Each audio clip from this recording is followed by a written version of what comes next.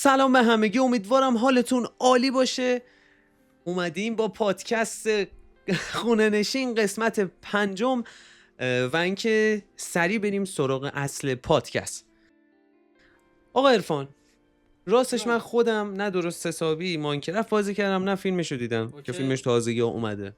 فقط دیدم همه دارن جوادات میکنن، اینا خیلی خوشحالن که چه فیلم خفنی و فلان و این حرفا. حالا ما که سر در نمیریم، ولی عرفان اینجاست که توضیح بده. برو بریم. خب در اول ماینکرافت قرار بود فیلمش خیلی زودتر بیاد، ولی الان هم که اومده همچین چیز اومده و خیلی برای نکته مقدمه طور چیزی ندارم، ولی بزنیم بریم سراغ ادامه بدیم. آره دیگه، میخوایم بررسی کنیم ببینیم که چرا انقدر ماینکرافت معروفه و اینکه فیلمش تونسته اون حس بازی رو اصلا به مخاطب انتقال بده یا نه. ببین سوال برام شد.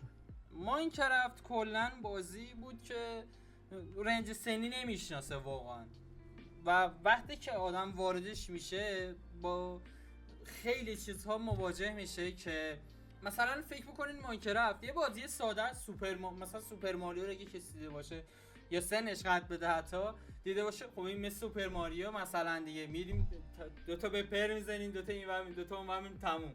ولی وقتی که واردش میشیم تازه میفهمیم که نه، ماینکرافت خیلی چیزها و خیلی حرفها برای گفتن داره، حتی داستان پشتش داره. درست. و من به شخصی که به قول یار گفتن ماینکرافت پلیر هستم، پنچه رو خاموش کنم ممکن صداش بیاد، و وقتی که این فیلم رو دیدم فیلم خوبی بود، من خودم بهش 5.5 میدم، 5.5 6 میدم. حالا چرا 5.5 6 از 10؟ آره از 10. و حالا این که زیاده، اونم به حرمت ماینکرافت پیش دادم. آها، مگه همونم نمیدادم؟ میگم حدس زدم چون آره. از تیزراش دیدم. واقعا فیلمی هم بود که در این حال که خوب بود خیلی نقص هم داشت و خیلی ایرادات داشت که من خودم به شخص خیلی اونقدرم دوست نداشتم. برویم سراغ سوال بعدی. خب ببین، من اول از همه میخواستم برم سراغ یه مسئله که خودم هم میتونم یه نظر کوچیک در موردش بدم طبق چیزی که چون چند سال متوجه شدیم. نه با خواهش میکنم.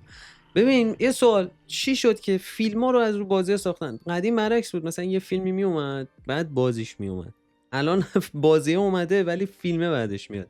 حالا میتونم نظر خودم اول بدم. به نظر خود من دیگه دیدن که یه سری گیما خیلی طرفدار بیشتری داشته و بجز اون دیگه خب محتوای چی میخواد، مثلا ایده ها رو از اون گیما برداشت. حالا نظر تو چیه؟ به نظر من خب طبیعتا اون دوران واقعا خوب بود. حالا کسایی که اون دوران طبیعتا دیدن قطعا خیلی بیشتر و بهتر از من میفهمن که منظورم چیه، ولی حالا طبق گفته‌های میثم دیگه الان بعد از اون قضیه بازی اونقدر خوب نبودن. تک و توک یه سریاشون خیلی خوب در اومدن و این تازه بعد از این همه وقت تازه این فکر کرده خب اوکی، ما این همه تلاش کردیم، این همه سال گذشته از اون قضیه و اون بازی زمانی و یه سری گیما اومده، خب خیلی یه سریاشون طبیعتاً بیننده چجوری بگم یا به قولی کسایی که اون گیم رو بازی کردن یا به قولی طرفدارای اون گیم خیلی بیشتر بوده و خب تصمیم گرفتن که شاید اون ویدیو رو هم چیز کنن، چی بهش میگن، اون فیلم رو هم حتی گیمش بکنن. حتی من که نظرم اینه، میگن که درسته.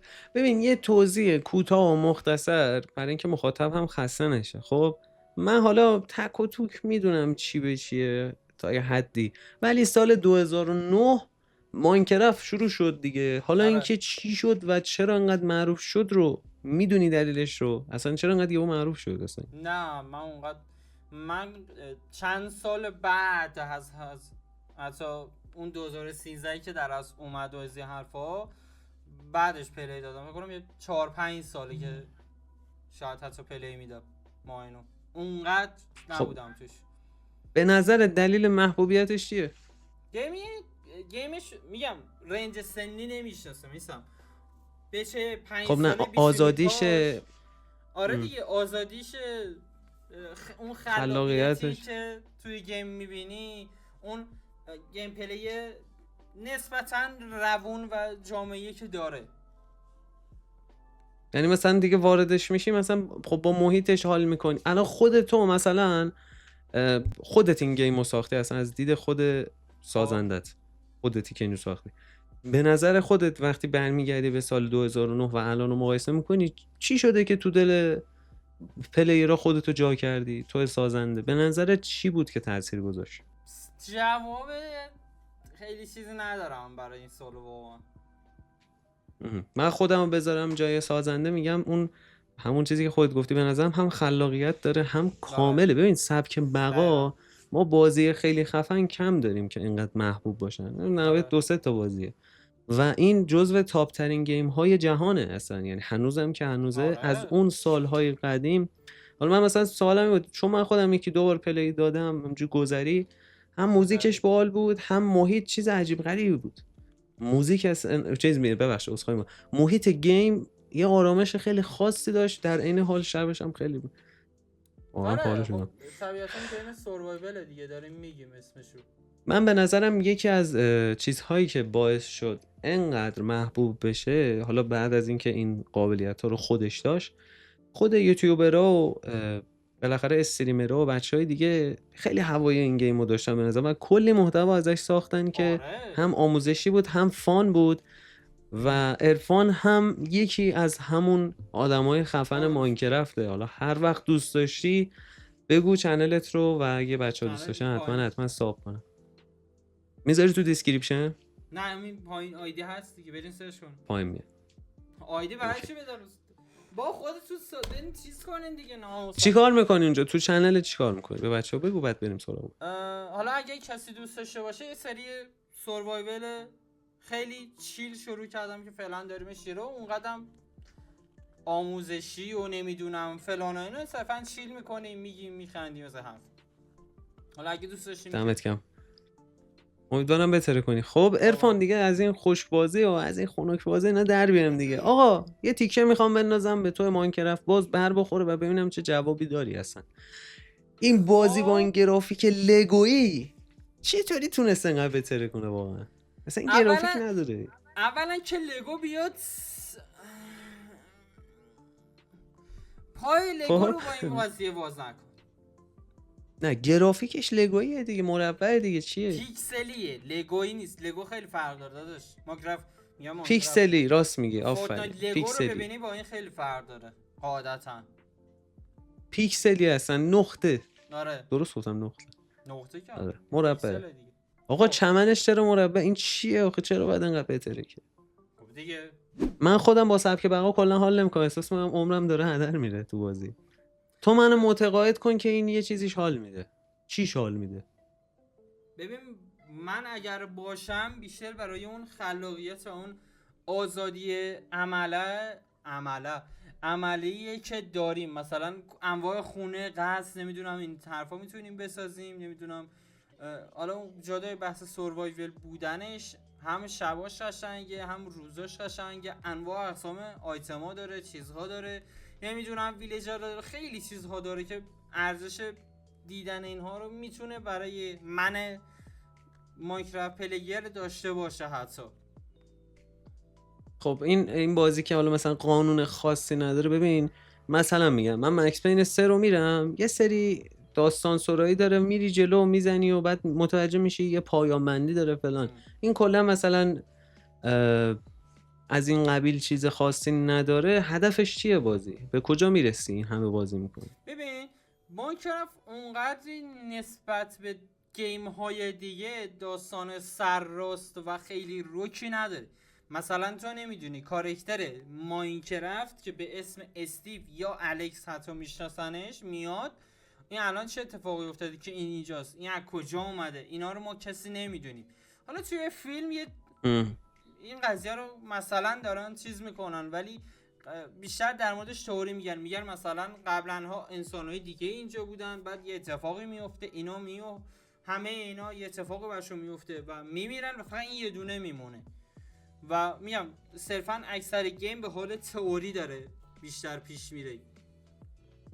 خود اون سازنده چیز خاصی مد نظرش نبوده، بیشتر تمرکز روی سبک بقا بوده. آره حالا اوکی. مثلا شاید از اون موقع که دست موژان اومده بوده باشه شاید یه سری کارا کرده باشه، من خیلی نمیدونم و خیلی هم نمیخوایم تو این ویدیو طبیعتاً به نقطه گیم اشاره کنیم، ولی خب این قضیه بوده و هست. آره دیگه تو چنل خودت داری بهش اشاره می‌کنی، من دیدم ویدیو تو قربونه. اکثرا من داشتی، قدم- داشتی به آره دیگه داشتی آخه آموزش هم میذاری بالاخره، خب تو داری اونجا دیگه به ریز نکات اشاره میکنی. آره خب ببین من که فیلمو ندیدم، خب یه سری هیتا و نقدا ازش خوندم زیاد جالب نبود، یعنی خودم هم مثلا تیزر رو دیدم گفتم خب این اصلا اون نیست. آره. میتونستن خیلی راحت انیمیشن بسازن، حالا کاری ندارم ویدیو که فیلمش کردن کاری ندارم. حالا فیلمش داستان محوره به قول تو، تازه اومدن اونجا یه سری تئوری دادن، یک داستان واسش درست کردن، اصلا شبیه بازیش هست کلا. حالا داستان نمیگم، کلا به طور کلی آره هست. من خب طبق فیلمی که دیدم خب یه سری چیزایی که مثلا ما تو گیم نمیدیدیم داشت. مثلا یک اشاره‌ای به یک یوتیوبر عزیزی که من خودم ویدیوشو نمیدیدم ولی خیلی بین کامیونیتی ماینکرافت پلیرها محبوبه و محبوبه. آره اسم یوتیوبرش هم یادم رفت، تکنوبلید، که بنده خودم در اثر یک حادثه‌ای فکر کنم مریضی گرفت و فوت کرد و خب میگم توی جامعه ماینکرافت بازا خیلی بنده خدا معروفه و اکثرا میشناسنش، برای همین یه ایستریک هم حتی از اون بنده خدا توی فیلم فیلمشون میبینیم. آره همون تیزر هم حتی نشونش دادن و میگم خیلی چیزها داشت که مثلا ما توی خود گیم اصلی ندیدیم. من خودم به شخص هر موقع یکی از اینا رو دیدم گفتم نکنه ماینکرافت میخواد یا به قولی موجان یا هر کدوم مایکروسافت هر چی میخواد در آپدیت های بعدی همچی چیزی اضافه کنه و میگم از این چیزا. خیلی عالی. ببین یه چند تا اونقدر هم در این حال که خیلی شبیه گیمه ولی خب یه سری چیزاش مخصوصا اون چیزهای جدیدی که میگم یه سریش غیر منطقی بود دیگه توی فیلم. آره کسایی که فیلمو دیده بودن محسوسا میگیره. حالا یه نکته‌ای که من اول ویدیو نگفتم اینجا بگم، ما دو پارت قبلی صحبت بیشتر روی من بود، یعنی من داشتم تمرکز رو من بود که مثلا من نظرم در مورد اون مسائل چیه. حالا این سری تصمیم گرفتیم که عرفان صحبت کن چون عرفان بیشتر سر در میاره، مثلا نمیدونم اون تبو میزنی اون اینونتوری که میاد چی هست واقعا نمیفهمم، شعورشو اصلا ندارم که چی و با چی ترکیب کنی چی به دست بیاد. بابا آخه چند ساعت باید بری دنبال یه چیزی توی اون معدن، بعد یه چیزی باید بسازی که اون سنگر رو راحت‌تر خورد کنه. بعد فکر کنم من دیدی یه سریا میرن توی یورو ترک آهنگ مثلا موین و نمیدونم ابی و حالا میذارند و چیل میکنن، دقیقا من همینم. یعنی تو میگی عشقشو داری تو این موضوع؟ من خیلی چون جدا بحث بلد بودنش خیلی آرامش میگیرم توشو، میرم چیل میکنم توش به قولی رو گفتنی، اصلا با روحیت سازگاره. آره اوکی. حالا یکی میبینی مثلا با یه گیم خیلی خشن آرامش میگیری، چه بدونم. آره من بعد ماینکرافت داکسوس چیل میکنم همون. یه چند تا سوال میپرسم که کوتاه جواب بده، یعنی مثلا نیاز نیست خیلی آره جواب یه کلمه دو کلمه هر چقدر که دوست داری که فکر میکنی مثلا دیگه کافیه. آقا چقدر حس ماینکرافت اون فیلم هست به نظرت؟ درصدی بگم؟ آره مثلا از 10 نمره بده. از 10 به نظرم 7 تا 8 رو میتونم بهش بدم اون حس ماینکرافت، چون تو میبینی. آره دیگه چون میبینی اون. من اون گیمر رو پلی دادم و دارم فیلمش رو میبینم. مثلا منی که پریس و پشی رو پلی ندادم وقتی رفتم فیلمش رو دیدم اونجوری بودم که what the الان این چیه؟ چی به چیه؟ در همینه دیگه. خیلی مثلا فرق داشته. مثلا دارم میگم تو لاست آف اس رو میری اقتباس فیلمشو میبینی، مثال دارم میگم، خب بازی رو میری و میای فیلمشو میبینی که مثلا اون فضای دارک، اون افکتایی که داخل گیم بود الان تو این فیلم هم هست. من به نظرم ماینکرافت هم اینجوری بود وقتی تریلر همون اول شروع شد بدون اینکه اصلا تو تایتل و دیسکریپشن و هیچی رو ندیده باشی هم یاد ماینکرافت میافتادی، چون چمنش بالاخره حیواناتش یه دنیای خاص خودشو داره. در واقع خلق اثر کرده این کسی که اینو ساخته به نظرم، مثل حالا بازی‌های میازاکی و اینا که اون دنیایی که بلادبورن و اینجور چیزا داره توی جای دیگه دیده نمیشه اصلا. یعنی منظور این که خلق اثر اون چیزایی که داره ناچ نشونمون دارش میده و عالی. این خیلی خاصه، خیلی خاصه. آره. میدونی چی میگم؟ الان من یه مقایسه میکنم، اصلا چیز نیست، اصلا هیت و اینجوری چیزا. شما زمانی که جی تی ای رو مثلا بازی میکنی میبینی که مثلا اون ماشین و اون چیزای دیگه تو واقعیت هم هست و این کلیشه میشه، میره تو ذهنت میگه این ماشین اونجا بود، من این آره ماشین رو تو دقیقاً. واقعیت دیدم. ولی اینجور گیما و اینجور چیزا اصلا شما هیچ جای دنیا ندیدی و وقتی تریلرش اینجور چیزا میاد میگی این همونه. راست دقیقاً. میگی، پس اون حس گیمو همون اول میگیره ازش. آره. خب سال آیا بعدی فیلم تونسته دنیای باز و خلاق بازی رو منتقل کنه به مخاطب؟ خیلی فیلمو دارم میگم، خیلی. فیلمه تونسته اون دنیای باز و خلاقی که تو ماینکرافت میبینی و به آره. مخاطب انتقال بده. اتفاقا خیلی نشون دادن این قضیه رو. خب اینجوری باشه خوبه. خیلی اونقدر اوکی. زیاده حدم نه، ولی آره نشون دادن. آقا این شخصیت ها کلن دیگه، کلن من دارم کلی می حالا فیلم گیمشو دیگه. آره چه گیمش چه فیلمش کاری ندارم، کلا شخصیتاش، اون ماجراجوییش، اون سبک بقا، اینجور چیزا به نظر خودت که جذاب بود. حالا ما بیایم سراغ فیلمش بگیم که آیا این فیلم برای گیمرها جذابه یا برای همگی جذابه به نظرت؟ مثلا منی که الان کلا ماینکرافت بازی نکردم، کلا نمیدونم چی هست، آیا برای من جذابه؟ همین نکته رو بهش اشاره کردم. منی که مثلا میگم یه فیلمی بگو مثلا منی که لاست آف اس ندیدم، نرفتم پلی بدم، صرفا مثلا میدونم یه گیمی هست اسمش لاست آف اس فلانه بهمانه و خب یه سریال ازش داره. وقتی برم سریالو ببینم خب میگم این سریاله الان چی به چی الان اون گیم چی، این کجا، اون کجا، این چی، این میگیری که منظورمو دقیقاً همینه. بازیش بهتر بود یا فیلمش؟ 100 بازیش. چرا بازیش بهتره؟ ببین بازیش سواله. نه واقعا میگم بازیش خیلی بهتره. توی بازیش خیلی از چیزایی که تو گیم دیدی مثلا نمیبینی. مثلا میگم حتی اسپویلیه بذار نگم، مثلا ویلیجرها اسپویل نه دیگه. خب مثلا کجای قضیه ویلیجرها که صداشون اینجوریه دماغ گندن. آره آفرین. این صورت مثلا اونا رو دیدم. دماغش تا اینجا. خب اونا نیستن تو فیلم؟ چرا اونا هستن. آها. ببین مثلا توی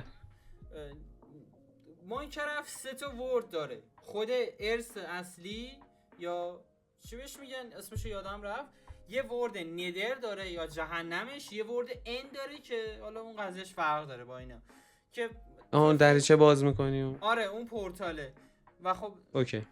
توی فیلم فقط به یه دونشون اشاره کرد و خب من اینجوریم که خب الان این هست چرا اون نیست؟ آقا داری اشاره میکنی پس چرا به اون اشاره نکردی؟ شاید میخوان تو 2 اضافه کنن، چه بدونم. بابا 2 نداره، نیازیست داشته باشه به نظرم. با این همه هیتی که گرفتید دیگه برید دیگه.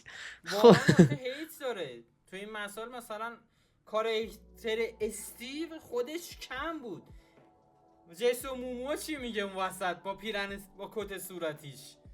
آره آفرین. اینو من خیلی باهات موافقم، ولی مثلا تویی که خیلی گیمشو دیگه رفتی تو برش، خیلی بهت برمیخوره تعصبی که بابت یک گیم آدم داره. مثلا مثل اون کریتوس رو چه میدونم یه دونه آدم لاغر مردنی بیارن، خب معلومه آدم فشار میخوره. مثلا این اون نیست. مثلا رزیدنت ایویل 4 ریمیک رو بیان فیلمشو بسازن با یک نه آره نتفلیکس این کارو برات میکنه راحت. اگه خواستی میتونی بهش ایمیل بزنی. سیندرلا بود چی بود کلی وقت میمش داشت. آره همون. اون خیلی وضعیتش خراب بود واقعا. خب ببین حالا مثلا من اون سوالی که پرسیدم الان یه سوال همینجوری از قبل اومد تو ذهنم. آقا مثلا الان ما هیچ تعصبی هم نداریم، گیمش هم بازی نکردیم، من میخوام وردارم این بازی رو بریزم فلش ببرم مثلا پذیرایی ببینیم خانوادگی. خب مثلا جذابه، مثلا خیلی فانه، چیه نکات مثبتش؟ میشه دید اصلا؟ باز هم میگم فیلم فقط بیشتر به اونهایی حال میده که گیم رو دیده باشن. من الان میخواستم این فیلم رو ببرم به آقام نشون بدم، خب طبیعتا میگه این چیه این کجاست، این الان چی به چیه. و طبیعتا مثلا یه پیش زمینه‌ای باید تو ذهنت داشته باشی مثلا که خانواده‌های اکثرا معمولا اونقدر گیمر نیستن یا اونقدر توی گیم فضای گیم و اینا نیستن و خب طبیعتا یه همچین چیزی مواجه میشن. ببینید چه اتفاقی میفته دیگه. حالا هیچی فیلم دیگه، این پرنس چیه؟ آف پرشیا یه چیزی، ولی دیگه ما اینو نه ناموسه. ببین ماینه انقدر معروف و انقدر خفن بوده دیگه، ندیدن نیان توضیح بدن که چی به چی شد. نه یا دیگه خب بریم تو دنیاش دیگه. همینجوریش کامیونیتی ماینکرافت پلیرها زیاده. آره دیگه نیازی ندیدن که بخوان بازش کنن برای کسی. خیلی رکورد خوب. گیم ویدیوی گیمی یوتیوب ماینه، بعد گیم های دیگه است. داداش چی فکر میکنی اصلا؟ همون. آقا آیا کسی که هیچ وقت بازی نکرده اینو، هیچ خب وقت. الان مثلا ما بردیم پذیرایی، خب فک و فامیل بودن، بچهای فامیل بودن، آیا این فیلمه میتونه قانعش کنه که بلند شه بره بازیش هم بکنه؟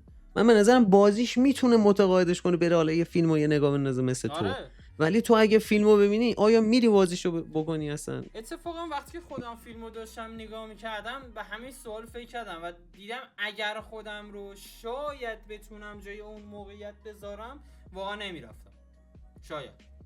آها، یعنی مثلا کلا نمیشناختی میگفتید این مثلا چه شاید. کیکیه ولش واقعاً. کن.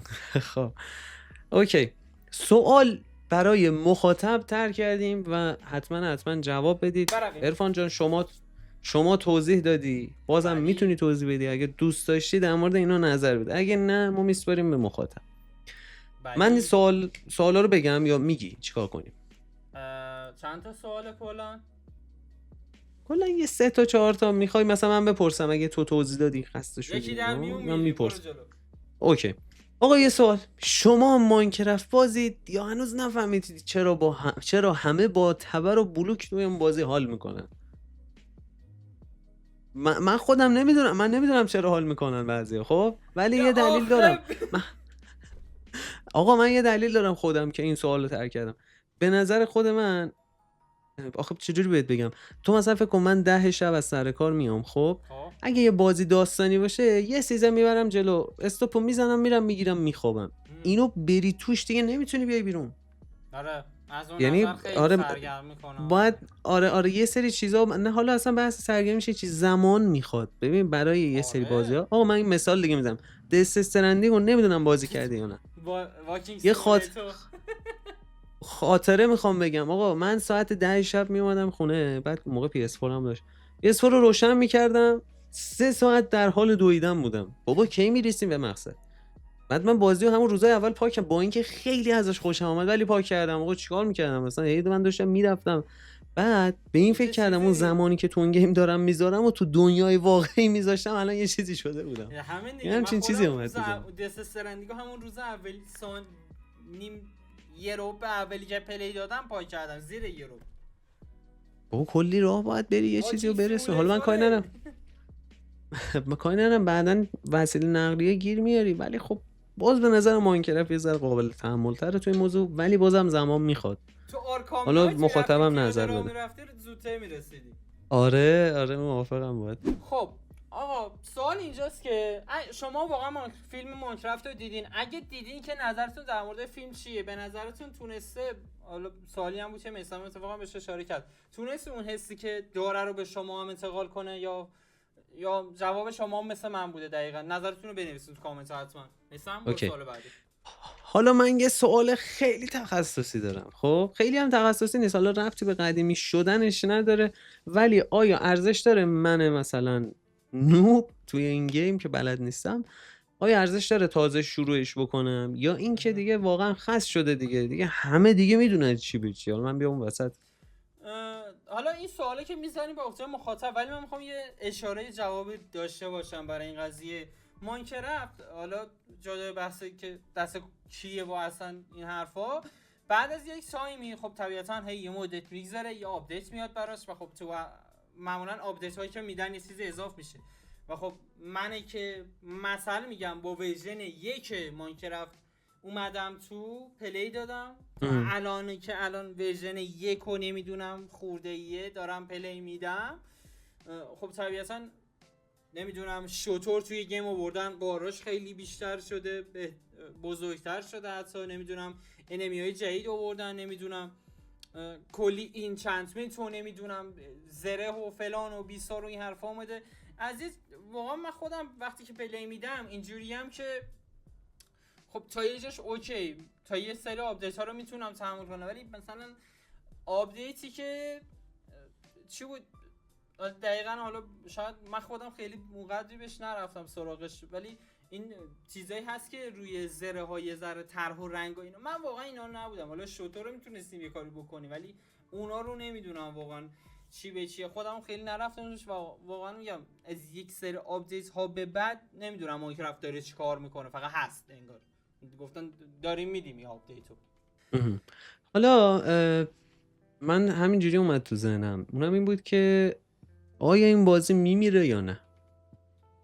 اگر بخواد همینجور بیشتر که میره آپدیت های بعدی که میاد بدتر بشه، آره میتونه احتمال داره اون پلیر قدیمی توش هم حتی زده بشه ازش. منظورت من که اینه؟ میشم اونه نمیدونم. جالبه.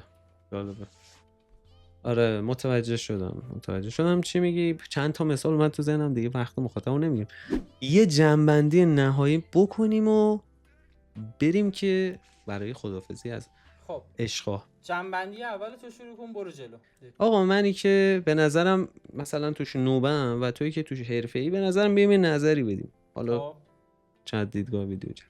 من حقیقتا نظرمو دادم در مورد ماینکرافت که چرا هیچ وقت نرفتم سراغش، یا اگر رفتم سریع خارج شدم، چون که خیلی به نظرم دنیای عجیب غریب و بازی داشت و نمیدونم چرا مثلا باید بری یه جای سنگ پیدا کنی که مخصوص یه سنگ دیگه باشه و یه کار دیگه بکنی که مثلا یه چیزی در بیاد ازش. این دیگه برای من قابل فهم نبود، ولی خیلی ها دوستش دارم و کلی خلاقیت داره.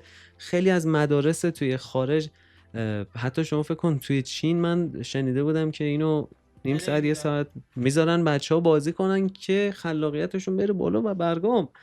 واقعا خفنه از این لحاظ. میتونم یه پرانتز کنم بین بحثه؟ جانم. برای ادامه حرف عجیب غریب بودن ماینکرافت میسم، برین ویدیو خودم ببینین اپیزود دوم. عجیب غریب بودن ماینکرافت به ظاهر میبینین واقعا. لینکش حتما بذارید بچه‌ها ببینید. لینکشو نمیذارم، خودتون برین ببینید. چی می‌خواستم بگم؟ آره به نظرم فیلمش یه ذره کمکاری کرده و جدیدن فیلم‌ها دارن همینجوری میشن. یعنی اگر یک زمان یک گیمی رو تبدیل به فیلم می‌کردن، حتما مطمئن باشید خیلی خفن‌تر از آب در میومد. با انتخاب بازیگرا، نمیدونم اون خلاقیت توی ویدیوها، فیلم‌ها و فلان خیلی بیشتر بود. من خودم حتی یکی از چی میگن به اصطلاح فن آرت بهش میگن، که مثلا فن اومده یه اینو ساخت، طرفدار ماینکرافت، کسی که ماینکرافت پلی داده مثلا اومده یه ویدیو ساخته و چقدر خفن‌تر ساخته. میشینیم نگاه می‌کنی، واقعا میشینی نگاه می‌کنی. ولی مثلا شرکت‌های بزرگ من نمیدونم دارید با خودتون چیکار می‌کنید حقیقتا. این که هیچ وقت به گوششون نمیرسه، ولی خب امیدوارم بره به سمت اینکه خفن‌تر بشه. گیم هایی داریم که خیلی خفنن. من الان مثلا یه دونه خبر شنیدم گیرز آف وار مثلا میخواد اقتباسش در بیاد. بابا این همه گیم خفن داریم از قدیم، یه دونه از اونا رو بگیرید دستتون خیلی خفن بیاریدش بالا. من نمیدونم چرا این کارو میکنن. نظر خودت چیه کلا؟ مثلا در ادامه حرفت، مثلا انیمیشن سوپر ماریو که اومد به نظرم واقعا خوب بود. آره موافقم. من خودم 2 بار فکر کنم دیدمش، با خانواده‌ام دیدم، خیلی خفن. حالا جدای بحث دوبله خفنی که سورن کرده بود و فوک این خیلی خوب بود. دوبله سورن واقعا خوب. بذار یه اقتباس بدم یه تبلیغ به سورن بدم، اگه دوست دارین انیمیشن سورن رو ببینین واقعا خفنه. واقعا تیمشون خفنه. تیم بعد سمیان و هر فیلم هر چی که هست دلیل یهو میاردش بالا. واقعا نمیشون گم. نظر خودت چیه کلا از دید حرفه‌ای که بخوای به ماینکرافت نگاه کنی؟ از دید حرفه‌ای به خود ماینکرافت، به نظر من ماینکرافت الان میگم سروایول، نمیدونم کلی چیزها داره، زامبی داره، نمیدونم کریپر داره، اسکلتون داره. حالا اونی که پلی دادن باشن بیشتر میفهمن. و حالا باس فایت هم حتی داره، ولی اون بخش قضیه رو بذاریم کنار. ما یه بخشی هم که داریم، تو میتونی بری کلی خلاقیت به خرج بدی، فارم بسازی، بری خونه بسازی، نمیدونم بری با ویلیجرایی که هستن ترید بکنی، فلان کارو بکنی فلان. و واقعا از این لحاظ من به شخصه میتونم با این قضیه چیل کنم و ساعت‌ها بشینم پایین گیم و اصلا عشق و حال کنم اصلا باش. و اگر کسی که پلی نداده، اگه دوستش بره پلی بده، حتی یک بار هم که شده. من خودم همیشه اینجوری بودم که آقا اگه گیمی نرفتین هیچ وقت نظر نده، حتی یه بار برو پلیش بده بعد نظر بده در موردش. مثلا من درست. پرینسا رو نرفته بودم، نمیدونستم چی میگفتم، مثلا آشغال، حالا مثلا رو رفتم الانم هنوز دارم پلیش میدم البته و واقعا هم گیم خوبیه. حالا این مثال زدم حالا اگه آره دوست داشتین برین یوبیسافت آره خوب بود. حالا اگه دوست داشتین که برین پلی بدین، دوست هم نداشتین که هیچی. من که فیلم ماینکرافت رو تا حدی میگم 5-6 بهش میده، 5.5-6 بهش میدم و بعد نبود، ولی صرفا اون گیمرهایی که ماینکرافت پلیرن بیشتر متوجه میشن تا گیمرهای دیگه یا حتی اونایی که گیمر نیستن و همین دیگه. اگه دوست داشتین برین ببینین، نظرتون هم حتما تو کامنت ها بنویسین. مثلا حرف آخر حرف آخر، دمتون گرم که تا اینجای ویدیو رو نگاه کردید و گوش دادید. ما سعی میکنیم که ویدیوی خوب و پادکست خوبی رو به گوشتون برسونیم. حالا اگه بعضی وقتا محتوا متفاوت میشه، میخوایم یک نواخت نباشه که یه وقت خسته بشید. دوستتون داریم خیلی زیاد. تا هفته بعد که خونه نشین میاد منتظرتونیم. خودتونم بیاید دیگه که ما نگیم هی. بوس به کلتون. دوستتون دارم. عرفان جان خدافظ. بریم. منم میخوام بدم تو آماده یا نه، جستشو بگیری بریم. نزولات الهی دیگه ظاهر میشه دفعه بعدی به خدا.